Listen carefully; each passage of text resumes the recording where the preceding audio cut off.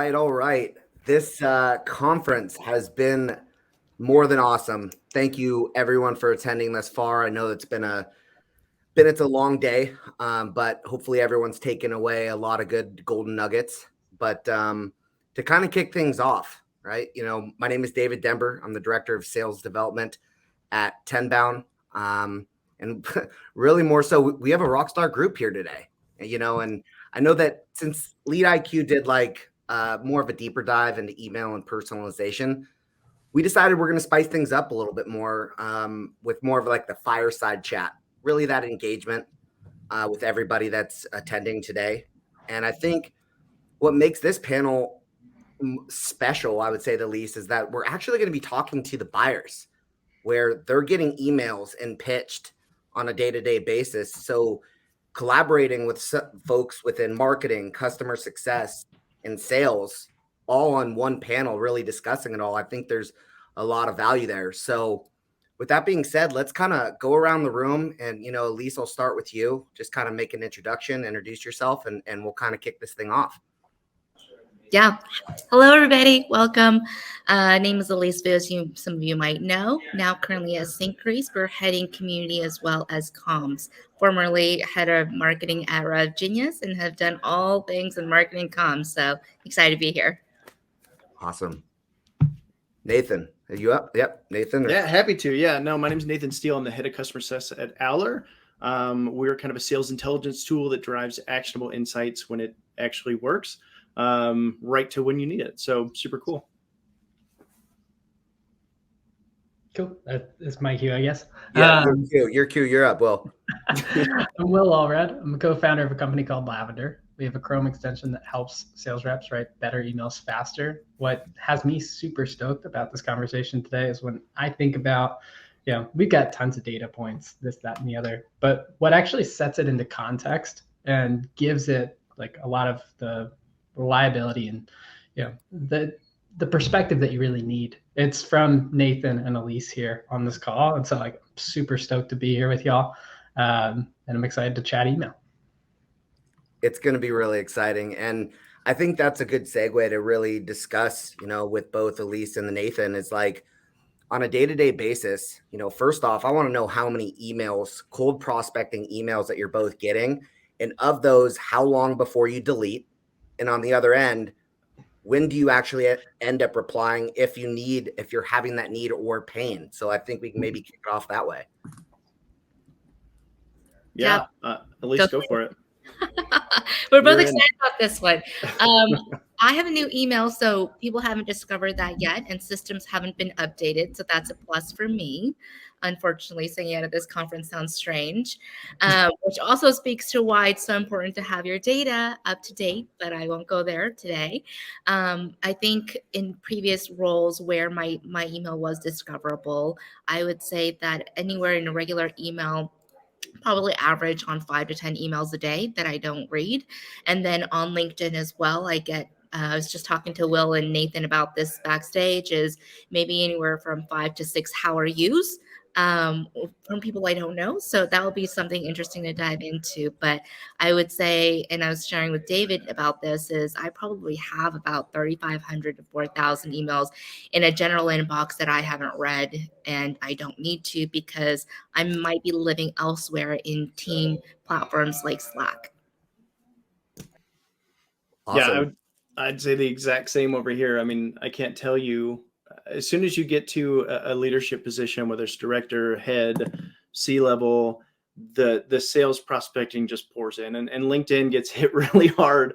And the challenge is everybody is either, hey, how are you? Or most of it is really, are you the right person? Which tells me you know nothing about me or what I do at a company or what my position actually entails, because you're asking me if I'm the person you should be selling to. I don't know. Am I? Right? So there's a lot that just come in that are really bad. And a lot of it can be solved pretty simply. But yeah, most of the time my inbox is pretty full, and I have an E for archive button on my keyboard that I just fly through in the morning because it doesn't resonate or it doesn't actually catch my eye or do anything to grab my interest. Not to sound mean, but I'm super busy. I have a lot going on. So if an email doesn't directly cater to me in that moment, I'm not going to read it. So some of what y'all are hitting on is actually data backed. So the average amount of time that somebody's going to spend reading your email is about 11 seconds. And so when we think about like all the numbers and best practices, that's the filter, is like these people, you're talking about it, like you're sitting there, you're like flying through your inbox, and it's like, I don't have time for this like irrelevant message that like you clearly haven't done the work ahead of time when you show up to have a conversation with me. 100%. And I think that ties in so well with psychology and sales, right? Like, and so when building out Lavender, for example, how that was really tied together, and was it tied together? Like, did you and other Will be able to speak with marketers as well to really get everything tied in with the subject line? Like when you end up analyzing some of that data, were you interviewing or talking with other folks that were actual buyers, like to be able to like really compartmentalize everything? Are you asking sort of like how did we build the initial models to figure out what we should be? Yeah, how salespeople. Correct. Mm-hmm. Yeah, so there's a lot of published data around like what are email best practices, and so we started with that as sort of like a Bayesian hypothesis of like, okay, HubSpot says this is the right way to write an email, and you can start that way. And then the data starts to feed on itself as you start to figure out what gets replies. And now it's completely separated from all that. But some interesting things like, total number of emails going out since like mid 2020, basically like the number of emails going to your inbox is like doubled. And so the average amount of replies is halved. And so like we've actually seen like different data points like really change over time. So things like length has become like a big thing. So like the best practice for email length is like 25 to 50 words. And you think about that reading time, pairs up like perfectly with it, which is, Nathan's sitting here reading an email for 11 seconds. I want to make sure Nathan reads the entire email, because he's not going to respond to it if he doesn't actually read it, understand it, etc. And so I keep it really short to match with the experience, but that also happens to be best practice. And I think to echo, sorry, David, just really quickly on that piece too, is inboxes are now inundated, not just from emails from SDRs, maybe account executives, depending on how the organizational structure is, but also marketing emails, right? So now you've got in your inbox, or at least maybe Nathan and mine, is inundated by marketing emails as well as SDRs and maybe AEs who are trying to close because it's month end. And then we also have our internal teams or maybe partners and vendors that we're working with as well. So understanding the entire cross-functional, I think, organizational structure there and all the emails we might be getting from there in addition to everybody else. So I think making your email stand out in those 11 seconds that you have is going to be key, because for I think Nathan and myself, and I don't want to speak for you, Nathan, but for me, it's really also understanding about, and this is probably going back to what Lead IQ was talking about, but like, did you do your homework on me? And do you know my struggles and challenges that I'm going through right at this moment? Maybe not. And maybe I don't need SEO services because I don't cover that in my spectrum, in my scope of work. But do you know who I am and what I'm going through? Can you resonate with me in those split 5 to 10 seconds? I think are some of the key questions as you think about your writing, thinking about that and positioning it there. And so I think, Will, I'd love to hear from you too, as you think about where marketing and CS is going, and you think about, okay, these folks, these targets might be getting emails from the likes of Nathan's team, from my team as well. How do you position it in that first 5 to 10 seconds to make people like us understand quickly what it is that this person is trying to achieve? Yeah, so it all kind of stems back from your experience in the inbox. So what I tend to see, and this is also just from my own experience in my own inbox, is talk about that 11-second time frame, right?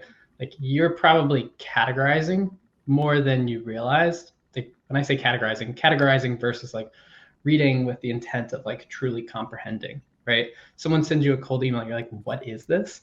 What is this means you're trying to categorize what it is. And so there's certain things that put you into a bad box, right? Of like, okay, this is clearly automated trash and I don't care. The first thing would be the subject line, right? Second thing would be, the initial preview text of the email, then do I see like weird long formatting? Are there bullet points? Does it ask for 15 minutes? Does it hope that I'm well? Does it ask how are you? Right?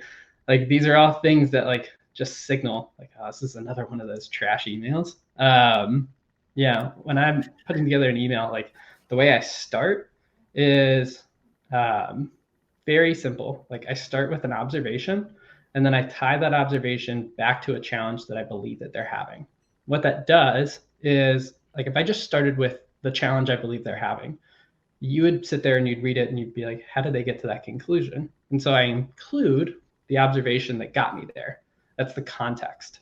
It's the context of why I'm showing up. So it's like, Nathan, I see the team at Owlers using XYZ to, manage customer support tickets or manage chat on the site, right? I'm like, okay, I clearly showed up and I did some homework.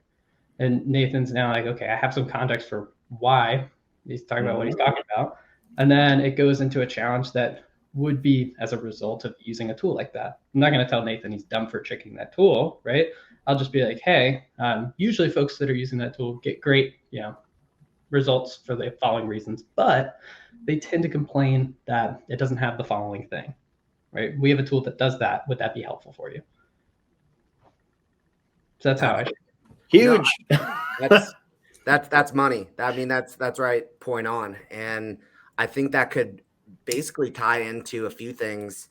And maybe what we'll do is we'll go to the polls. I think there's some good questions in the comments as well. We're going to do our best. Obviously, we have time constraint here. Like we have like maybe 11 minutes left. So if we could get the polls up, I think the first question is really, how many emails are you sending before you stop reaching out to your prospects? So would love to hear, from the SDRs and other people that are on, like, is it 1? Is it 2, 3? I know, Will, I see you smiling. I know that you kind of have your thoughts. Same with Elise and Nathan, but this will be just really, really curious to get the feedback here. Yeah, David, can I? I'm gonna pose a question real quick. Elise, Nathan, do you know when you're in a cadence? Oh yeah. Oh, no doubt about it. Let's talk about that. Let's dig into that.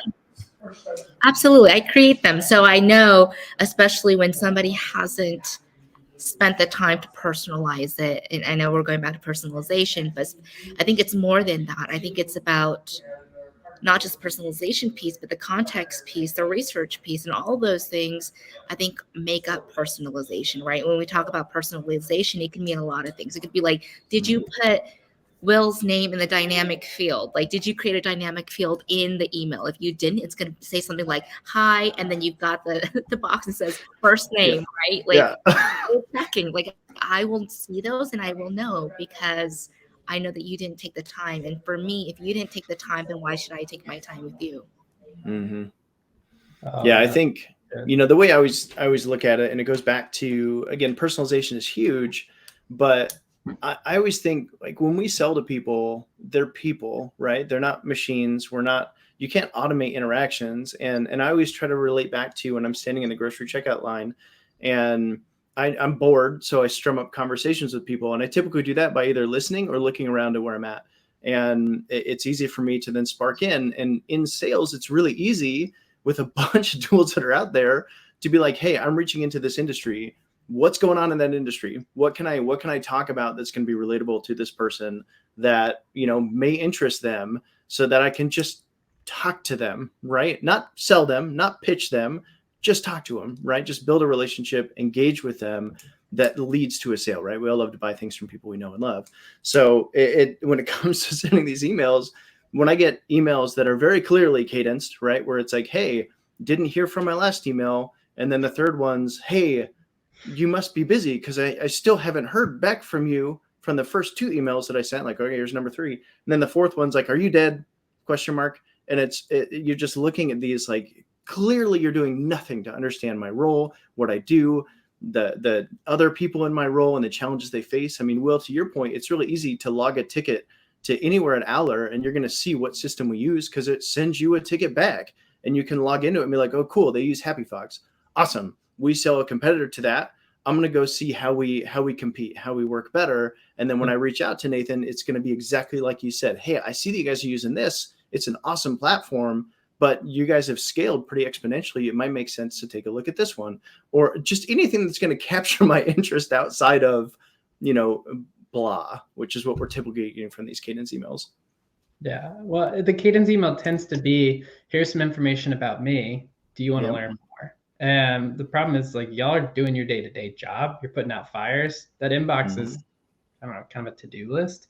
And so, like, when you see those things, they're asking you to, like, step out of where you're at, go to where they're at, translate some billboard that they've thrown into your inbox, and then decide if it's relevant, as opposed to trying to meet you where you are.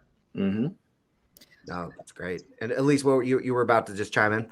Yeah, I'm glad you brought that up, because I was watching the session right before this on, I think, cold calling. And one of the things I was thinking about, and I know sometimes it might seem like, I guess it's hard to determine where a person is at when you're trying to meet them in their day, right, Will? So I think one of the things I was thinking about is, I think if you can start to speak their language, or share with them that you understand their world, I think that's a great way to kind of break the ice and resonate with them, because then they understand, okay, I'm on the same level as Nathan. I'm on the same level as Will, right?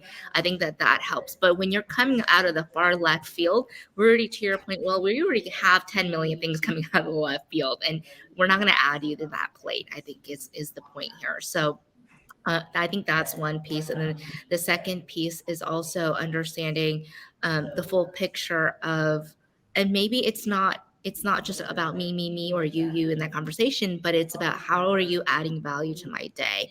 And then I think that's where, Will, you talk about, I could help reduce X, Y, and Z by X, Y, and Z. But then also, as you're talking to me, if it is through a cadence, like, is there, and this is probably a marketing tactic, but is there value that your company did? Maybe it's a report, or it's a survey, without me having to go and find the gated content, deliver in my inbox, put it in my feed, put it in my LinkedIn feed, right?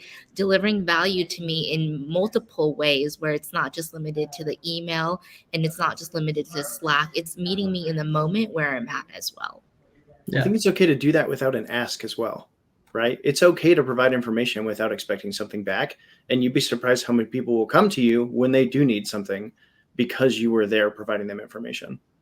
Trusted advisor. I love that. Like, we talked about that, kind of behind the scenes, is like dropping a one pager, no ask, right? Building that relationship. At that point, that individual can go back on your LinkedIn page and be able to learn the way that you end up writing, the way that you comment. Are you using emojis? Are you not using emojis? Are you very serious?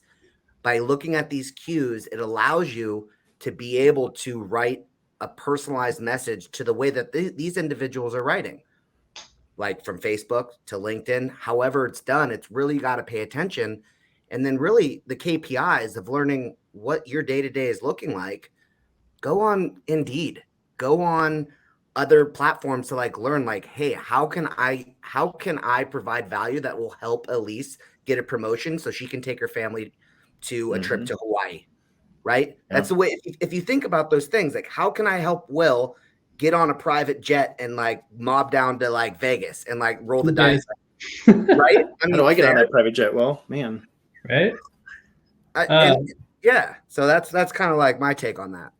So David, I'm seeing one question in the chat, and I would love to get at least Nathan, y'all's takes on it, because I'm sure you get them, which is, what are your thoughts on the personalized videos?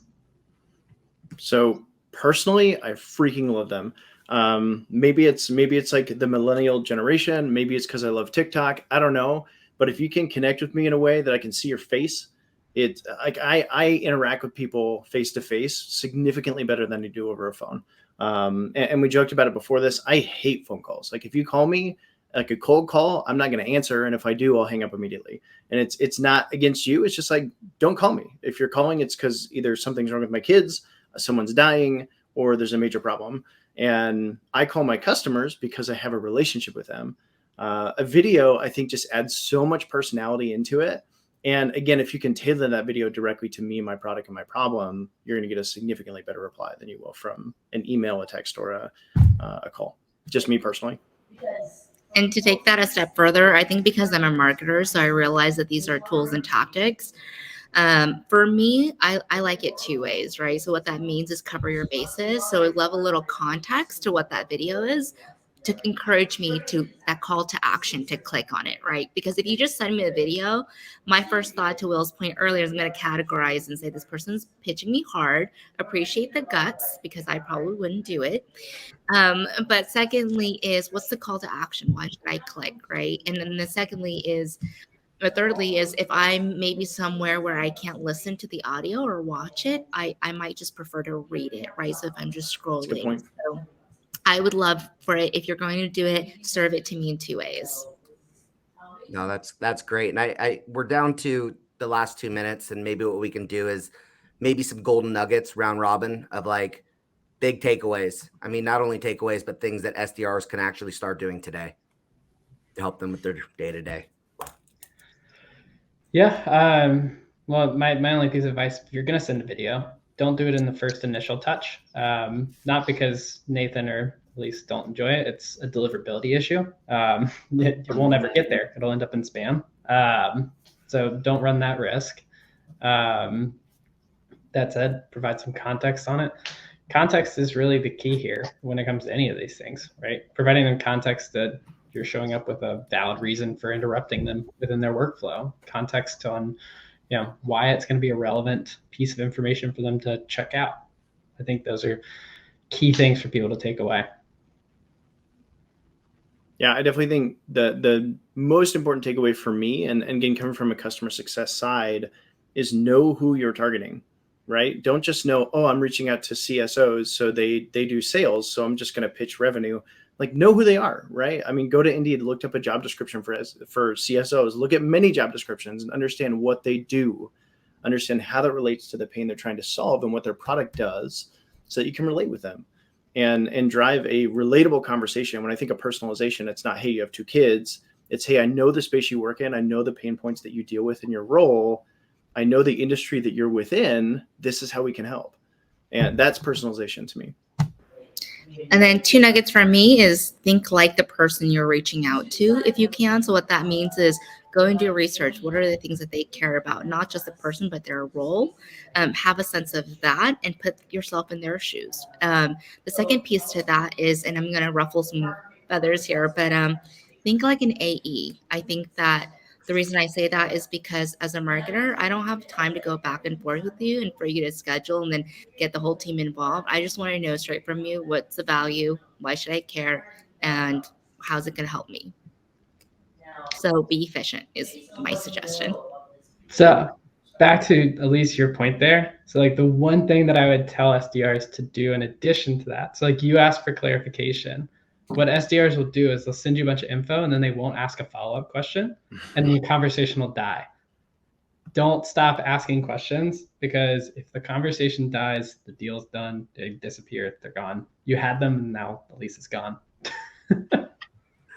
And I know that there's a lot of questions in the comments, and apologize we weren't able to get to them all, but please connect with us on LinkedIn. I'm sure Will and Elise and also Nathan are happy to answer those questions. Thank you so much for coming on. This was an awesome discussion, and look forward to the next session as well with social selling. So we'll see you all there. Awesome. Thanks, everyone. Thanks, y'all.